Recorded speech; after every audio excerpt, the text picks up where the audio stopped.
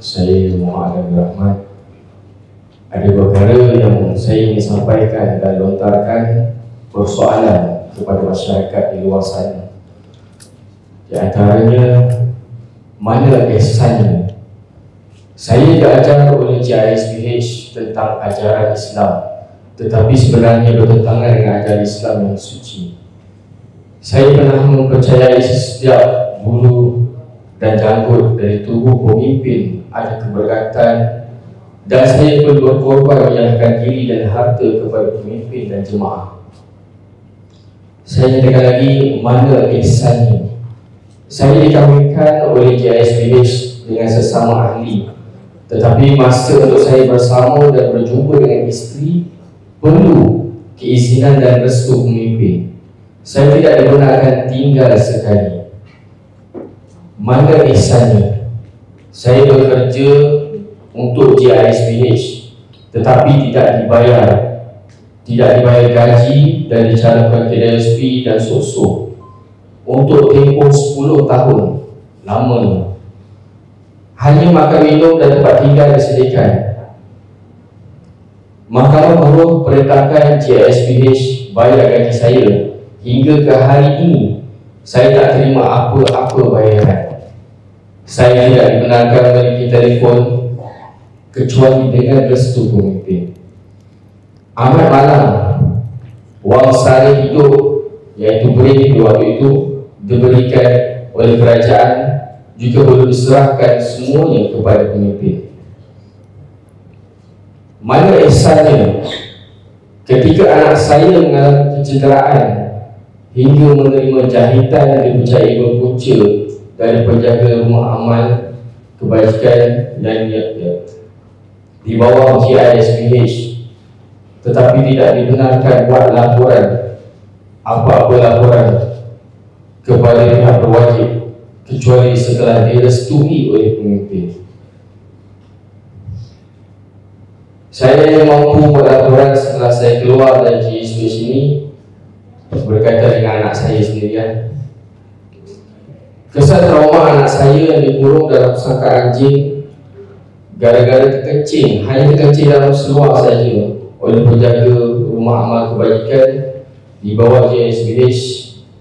Saya masih terasa hingga sekarang, walhal anak itu baru hanya berumur 4 tahun. Anak saya waktu itu sudah dikurung di dalam kandang anjing, hanya kerana terkencing saja dalam seluar. Mana ihsannya? Sedari anak-anak saya berusia 2 tahun perlu diletakkan di rumah amal kebajikan milik JISPH atas arahan pemimpin, dan saya tidak boleh tinggal sekali dengan anak-anak kerana saya tidak ada kemampuan untuk menyewa rumah. Saya tinggal di asrama lelaki dan isteri di asrama perempuan, duduk berasingan.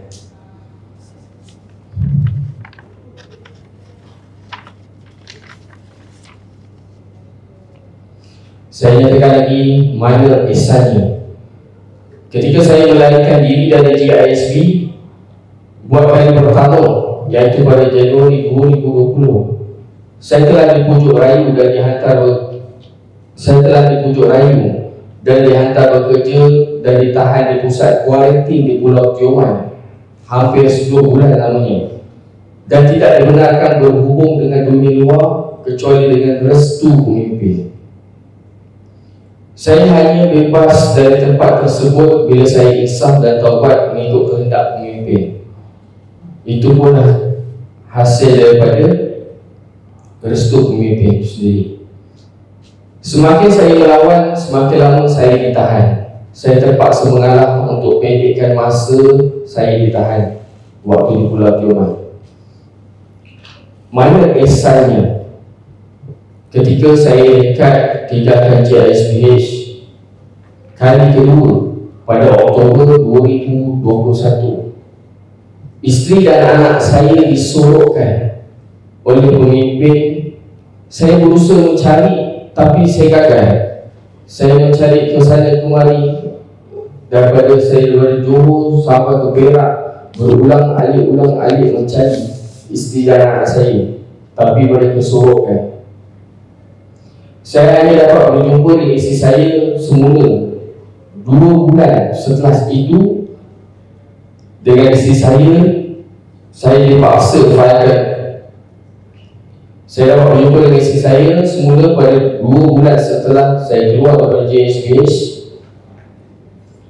kerana isteri saya dipaksa firekan perceraian fasad dan diwakili oleh peguam JSPH yang sememangnya tersedia atas alasan saya culas bayar nafkah.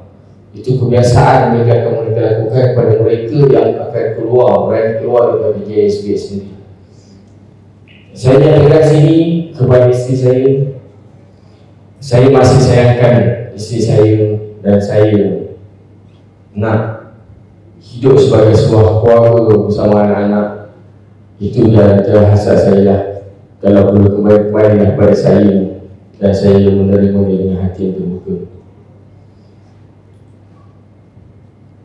Saya nyatakan lagi mana ihsannya.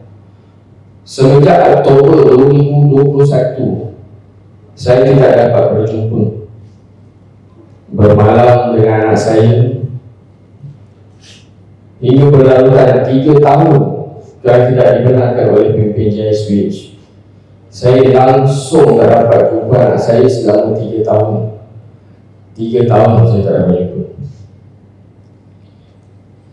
Setelah itu saya hanya dapat bertemu semula tanpa sekatan setelah anak saya diselamatkan dalam Ops Global.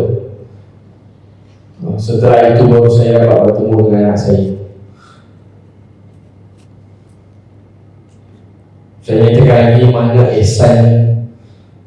Bila mana saya lihat anak saya dalam satu video yang di lontar, itulah anak saya di sekolah milik JSPH tanpa belas kasihan. Meskipun pelakunya telah dijatuhkan hukuman, anak saya masih trauma dengan peristiwa hitam tersebut hingga ke hari ini. Dan seterusnya, soalan saya kepada ahli lembaga pengarah, pimpinan ahli-ahli JISPH, peguam-peguam JISPH dan masyarakat yang simpati dengan JISPH, di mana ihsannya JISPH dalam kehidupan saya selama tempoh 10 tahun saya lalui, 10 tahun yang lalu. Jadi itu sekian.